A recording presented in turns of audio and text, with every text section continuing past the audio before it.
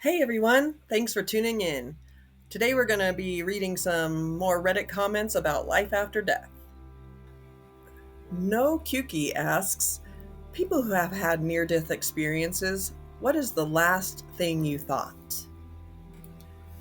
No Amphibian 442 says, tried to off myself when I was 16 at like 3 a.m., and when everything kind of faded out and I was in my final moment of consciousness, my best friend showed up at my house. She has a key and is always welcome, and I could hear her yelling for me through the locked bathroom door. My final thought was, please don't let her see me like this. Turns out she only came over because she'd had a nightmare that I had died and she had a bad feeling, so she ran to my house to check on me because I'd gotten broke up with the day before. She figured I was in the bathroom and literally kicked the door down and duct taped my arms to stop the bleeding. Screamed for my mom and they drove me to the hospital. I woke up 36 hours later and she slapped me in the face as soon as I opened my eyes and screamed at me to never try that shit again. That's a great best friend you have, OP, and thank goodness she showed up to save your life when she did and to slap some sense into you. But seriously, I can't imagine being your friend and finding you like that, so I see why that would be the last thought that came into your mind. Thankfully, she had the smarts to do all the right things and save your life, though, and I hope that things are going better for you these days. Frithar says, I was working with people who have developmental disabilities and are violent. One day, a guy in our residence threw a tantrum and punched the other resident in the face. I turned to take care of the injured guy. The guy grabbed me from behind and put me in a headlock and squeezed, strangling me. I remember thinking that this was probably the end of it for me, and I had a great feeling of peace settle in on me. Then the other staff member was able to pull the guy off of me, and I regained consciousness. It became much more horrible after that, because the guy was still attacking us all, but I will always remember that feeling of peace. So interesting to me that even during such a violent attack, a person's mind will feel peace rather than panic. The human brain is pretty cool. The things that it does to protect us from things, even without us telling it to, are pretty amazing. I'm glad your coworker did act so quickly and was able to save your life, and I hope that the guy that attacked you was eventually able to get the help that he needed. That horse gaming guy says, nearly drowned myself trying some stupid diving stunt in a public swimming pool sometime in my early to mid-teens. Basically, I planned to go underwater, slip under the ladder between it and the pool wall, and emerge in that narrow space to then sit on the ladder steps. I dived, got into the narrow space, but my big ass connected with the ladder steps and I couldn't break to the surface, struggling to break free with my face only a few inches away from breathable air. I remember being angry at my butt for being fat. I remember being angry at the group of older kids who were chilling by the edge of the pool quite close to me, who were seemingly not noticing. I remember being scared. Then, I'm not sure what got to me, but something made me kick back and push myself down the way I came instead of continuing to struggle to go upwards. I slipped free from the ladder and resurfaced again. I honestly do not remember thinking of doing that, but I'm glad I did. I don't think I would have lasted a few seconds longer than I did. I had to laugh when you got mad at your butt for being big, but the rest of the story is actually pretty scary. Drowning, being trapped underwater, that's one of my biggest phobias. I'm sure it is for a lot of people. So thank goodness your brain came through and told your body what to do, even though you had no idea what to do. I'm glad you're still here to tell us this story. Sats Yujin says, this feels weird, as I felt myself dissolving, for lack of a better word. I passed out plenty of times, but this was different. You know how you can never remember the moment you fall asleep? I guess it would be like this. I could feel myself going, like I could feel parts of my mind disappearing, shutting down, but I couldn't do anything about it except observe. This was after all the struggling and panicking and the disbelief. I couldn't believe this was how I would die, and I would die so young. Then came acceptance, followed by sorrow. I thought about my family and friends, my girlfriend, my regrets and unfinished business, and all the things I'd left unsaid. I had time to think about it all, at leisure. It felt like minutes, but it must have been seconds. I guess that's what people mean when they talk about your life flashing before your eyes. Eventually, my mind found a way to make peace with it all. They'd be okay. They'd be sad at first, but it would fade, and eventually they'd move on and find happiness again. They'd know I loved them. They knew the unspoken things, or they'd come to know them, and if they didn't, at least I knew them, and the universe knew them. That's when I felt myself starting to fade. It felt weird. It was warm and quiet. I could feel myself become less and less able to think or remember things. It wasn't particularly unpleasant, just weird. I decided to get it over with quickly and just take the biggest lungful of water I could. Edge Affectionate 6434 comments to that, "That's an incredible story. Really good use of words. But if you don't mind me asking, how'd you survive?" OP says, "Pure luck. I was out surfing in ridiculously stormy conditions, ended up bailing pretty hard, and got beaten around pretty bad by my board while tumbling around in a wave. It tumbled me along for ages. I remember digging my hands into the seabed to try and pull myself out of it, but it still kept dragging me along because my board was still in the worst of it. Eventually, I managed to pull the cord off, but by that point I had no idea what was up or down, and I guess there were some nasty currents because I was still being moved around a lot. I fought as long as I could, but yeah, eventually I had to accept my fate. As luck would have it, another particularly large wave washed by as I was about to take that breath, and I just happened to inhale as it tumbled me around and my head poked out of the water for just a second. That breath felt like breathing rocket fuel. I suddenly had a lot more fight in me and managed this time to get out of the wave a little quicker and get a couple of breaths. Rinsed and repeat until I made it back to shore. The friends I was with had no idea it happened. I was too embarrassed to say at the time, so I just said I was too tired to go out anymore. Well, call it luck or divine intervention, but that timing of that breath was perfect, OP. I have heard that drowning can be peaceful, but maybe going through all those emotions in those few seconds while also being tumbled around like a feather in the wind sounds like the most chaotic moment imaginable, so not so peaceful. Funny how the mind can have so many thoughts in just a second or two, though. I'm just glad you made it out alive, OP. Z-Man419 writes a post titled, "Scared of the Nothingness After Death." 25 male here, and there's nothing more terrifying to me than the idea of nothingness after death. It makes existence feel like a cruel joke. To live in a world with so many wonderful things to experience, so much love to feel, and so much fun to have, just to one day have your consciousness slip away and never be able to experience these things again. To never be able to give my girlfriend a hug again. To never be able to laugh again. To never be able to listen to my favorite music again. It's a possibility that no matter how much I try to rationalize it, I can't make myself accepting of it. I've looked into a lot of threads involving people with similar problems and always see the same sort of responses. Why worry about something you can't do anything about? It's no different than the time in your life before you were born. Just think of it as a long rest. It's no different than when you're asleep, really. But I never really find comfort in any of it. Knowing I can't do anything about something unpleasant happening doesn't do much to make me feel better about it. I know it's no different than before you were born, but before I was born, I didn't know what I was missing.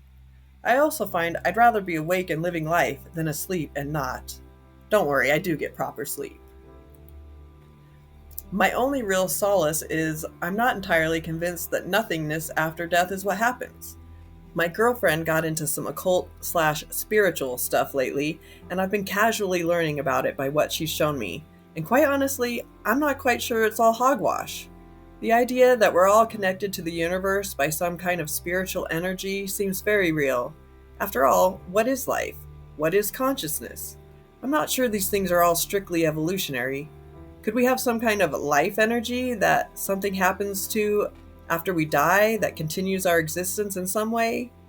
Sure, I see it as a possibility, but I also see the idea that this universe is just chaotic mess and we're here by pure, meaningless, dumb luck as a possibility. And if I'm honest, I still see it as a big possibility. There's part of me that wishes I could fully commit to a more spiritual mindset and convince myself that something more after life is more than just a possibility, but honestly, I can't lie to myself either. I believe what I believe. Another thing I hear quite often is worrying about it is just wasting time that we have here on this planet. I wholeheartedly agree with this statement, but this agreement also seems to do very little to ease my anxiety towards it. It seems that there are heavy can't accept what I can't control issues here. Honestly, my life up until now hasn't been the greatest, and it's been filled with near daily depression, anxiety, stress, and unrealized desire. But despite all of it, I'd rather be alive than not. I'd rather stick around and keep experiencing than die and not be able to experience anything, not even our memories of the life we had. Well, I completely understand your fear, OP, and I think a lot of us out there do. I definitely have found comfort in reading stories from people who have passed away and were brought back to life, life after death stories. I guess whether it's the peaceful calm that so many people experience when they're dying, or if it's actually the feeling of leaving our bodies, by the time we make it through that peaceful moment, it'll be over. So we'll either be in that other place or we'll just not feel or think anything else. Maybe that's not so comforting to others, but I find comforting knowing that every single human will go through this at some point, so at least we're all in the same boat. A deleted user says, I think it's normal for people at various times in life to fear death, but I think what you're feeling is part of being 25. Despite struggles, you can relate to the world around you, things make sense, you understand and are currently part of shaping the culture. You probably have more years ahead of you than behind. As the years go by and cultures change, I can foresee that while there is still plenty to look forward to, much of what I love or have loved about life is gone forever. Those novel experiences you talk about become less and less attractive. I can imagine a time where the world has changed to a degree that I will not truly feel at home. When that day comes, I think I will embrace death with open arms. No, I think that's actually a good point that, we probably get to a point where so many of our friends and family and loved ones have passed on and the world is now just full of technology and terminology that we no longer relate to or know how to use. And so yeah, we might just want to move on to the next phase, whatever that might be. So I never really thought about that before, and that's a really good point. Pedro La Pistola says, the thing is, even if reincarnation is real, and we did come back as something else, once your personality dies, you won't know either way. Existence is infinite possibilities happening in their turn on the timeline of eternity. Imagine if you were eternal. Eventually, you would realize that everything in existence is interconnected and actually just one big thing. Therefore, your personality is an illusion anyway, and that means you're sort of already dead. Whoa. Being eternal is pretty trippy to think about. I don't think I'd want to experience that at all. And Pedro La Pistola, you just blew my mind. XMarkGovX says, I'd recommend checking out Neville Goddard. His stuff is all free on the internet. The thing that I like about his stuff most is that he tells you not to just take his word for it, but to actually test what he's saying out for yourself. A recent breakthrough that also backs up what he teaches is that there was a Nobel Prize given out recently to a group that discovered that the universe isn't locally real. You can Google that as well. To give you an example of what I suspect happens after death, I'd like you to think about when you have a dream. In the dream, you feel that it is real and that it is something you are actually experiencing in that moment. When you wake up, though, you realize that it was a dream. What happens if this life is something similar? We feel that it is real, but what if when we die, we realize that it was also just an experience or something similar to a dream, and we wake up from it? I truly believe that we are a type of consciousness that doesn't ever die, but instead goes through cycles of life or different experiences. If you really think about matter, the thing that makes up everything, it can never be created or destroyed. So when something dies, the matter that made up that thing doesn't die, but simply becomes a part of something else. Everything is simply happening in cycles. Also, another really trippy, mind-blowing thing to think about, that we won't find out until it's our time. Amma Tim Tim says, Yo, I had my existential crisis at 22 myself, got really into philosophy, psychology, and gave every religion a fair look. I listened to tons of debates between atheists and theists. If you're honest with yourself in the pursuit of truth, you'll find what you're looking for. For me, Soren Kierkegaard, sorry if I pronounced that wrong, was the philosopher that saved me from complete nihilism. It's also a lot more useful. You could argue existence is just a happenstance, the result of a near impossible galactic lottery in favor of life that can be explained away with empiricism.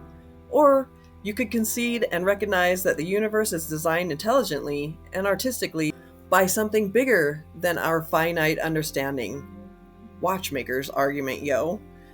If I can point you to interesting points of study, check out how eerily positive people's NDE reports are.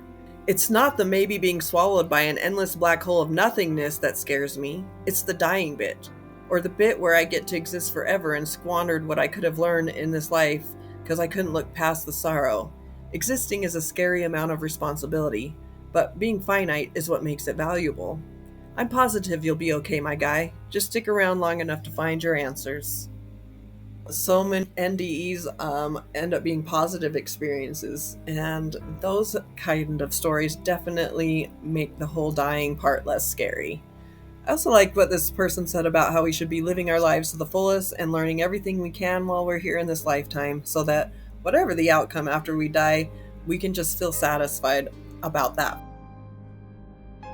Big Importance 304 says, these questions and answers are all valid responses to the question. Some people try to answer the question with religion, their own physical and mental presence to the moment, etc. These are ways we don't find the truth of the matter, but rather the best answer in the form of action that we can muster. Bear in mind, though, you are trying to answer this question with a 25-year-old mind. The cycles of life are very real, and the mind and worldview you approach death at 25 is very different to how you approach it at 75.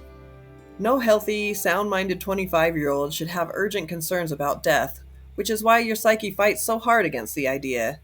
You're still young after all. I can't tell you what death will mean to you 30 years from now, and you probably can't either. If death is far from you, then it's even more unknown. What's most important is that you find an answer that allows you to go on living to the fullest, whether you know what death means or not. I agree with this person's comment, and it's just yet another confirmation that when we get to a certain age, we might just be ready to move on. So that's kind of comforting in a way, if you think about it. Deba says, it is because of our certain end that there are enjoyable things in our life. As Achilles said in the film Troy, everything is more beautiful because we are doomed. That last comment reminds me of one of my favorite poems. It's by Edna St. Vincent Millay, and I'm going to read it. First Fig. My candle burns at both ends. It will not last the night. But ah, my foes, and oh, my friends, it gives a lovely light. I think that's a good philosophy to have, living your life to the fullest, but just remember to take care of yourself and make sure your candle lasts longer than one night. Hydration is key, people. And that's it for today. Thanks for watching. I hope you enjoyed it. Please hit like and subscribe if you did. And if you've had any creepy paranormal encounters you'd like to share, please share them in the comments below. I'd love to hear them. Until next time, stay safe out there and don't turn off the lights.